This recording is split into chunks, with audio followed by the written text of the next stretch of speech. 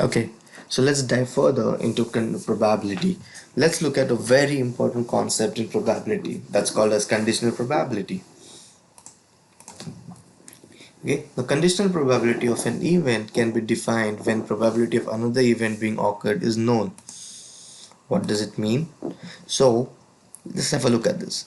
Now, probability of A when looking at this arrow line.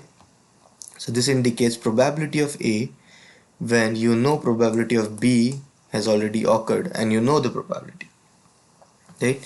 So that is interpreted by probability of event A occurred when B and B occurred, that is the intersection, right? This by divided by probability of B, because we know that, right? We are saying here that we know the probability of B. So probability of A when B has already occurred. So this, let's see the flow.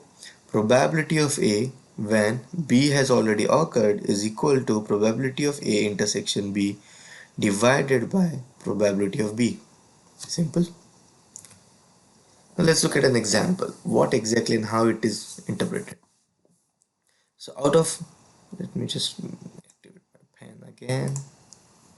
Okay. Okay. So out of 50 people surveyed in a study, 35 smoke, in which there are 20 males. What is the probability that if a person surveyed is a smoker, then he is a male? Right? So there are two conditions. One, it's he or she smoker, or is a male or a female. So look at this. Probability of of a person being male and a smoker is P A and B, right? So out of 35 smokers, so there are out of 50, first of all, there are 35 smokers, and out of those 35, there are 20 are males. That means 15 are female smokers. So the total probability that a person is a being male and is a smoker becomes 20 by 50, right? Because 50 is the complete total sample set. Probability of a person being smoker is, let's say the P of A. Let event be A be an event where a person is a smoker. So that is this, inclusive of male and female. This is a probability. So a probability of a person being male if he is smoker is probability of B when we know the A is P of A intersection B by probability of A. Right, over here we know the probability of being a smoker, so that is 20 by 35 is 1 by 7. So the compound probability that if a person surveyed is a smoker, then he will be male is 1 by 7. Simple. Now let's look at an application of conditional probability. Now this Bayes rule. Now Bayes rule is derived from conditional probability. Now what do we say? When we know probability of one occurrence event, so we can calculate probability of another one, right? What if we know conditional probability of one, and from that we have to calculate conditional probability of an inverse of that event? Okay, let's look at this now. Okay, probability of B when A has occurred is equal to probability of A when B has occurred. See, it's the other way around. So probability of B when A has occurred is equal to probability of A when B has occurred times probability of B by probability of A. Correct? So we have two conditions over here. So that's a Bayes rule. Let's look at an example and it will be very clear to you. Now, a phone manufacturing company gives quality score of A, B, and C to the components it manufactures.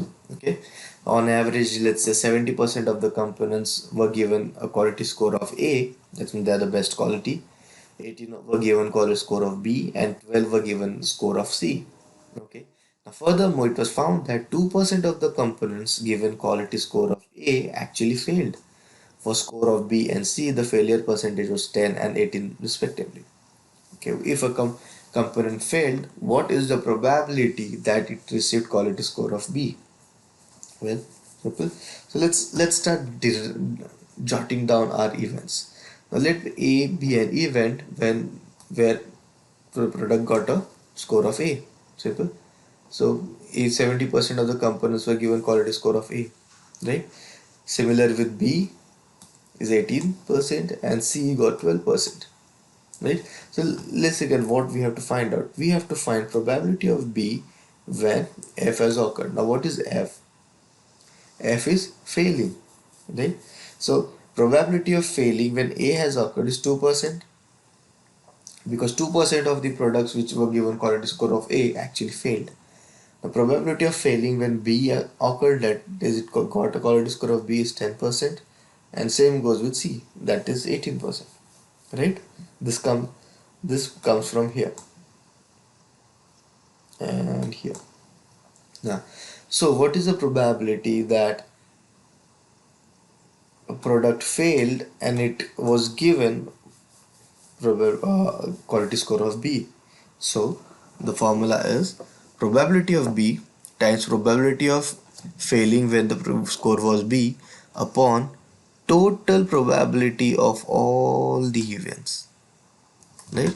So we see here probability of A times probability of failing when the product was given quality score of A plus probability of B times probability of failing when product was given quality score of B, probability of C times probability of failing when quality score of C was given. So if we see, we have added all the probability values in this particular equation, solve it, we get the answer of 0.3358, which means the probability of, if a component failed, the probability that it received a quality score of B is 33%, 33.58, or the probability is 0.3358. Simple. Well, that's what Bayes rule is all about. Conditional probability. Conditional probability is very important concept and you should be understanding it thoroughly. It's in the name. Conditional probability. Condition. You know a condition, if something happens, depending upon that, how the other thing will happen. So try to monitor and imagine this scenario. Look into some scenarios if you can come up with, where you can see, oh, this is an example of conditional probability, and that will give a boost to your thought process with this in this particular topic. Okay, well, see you later.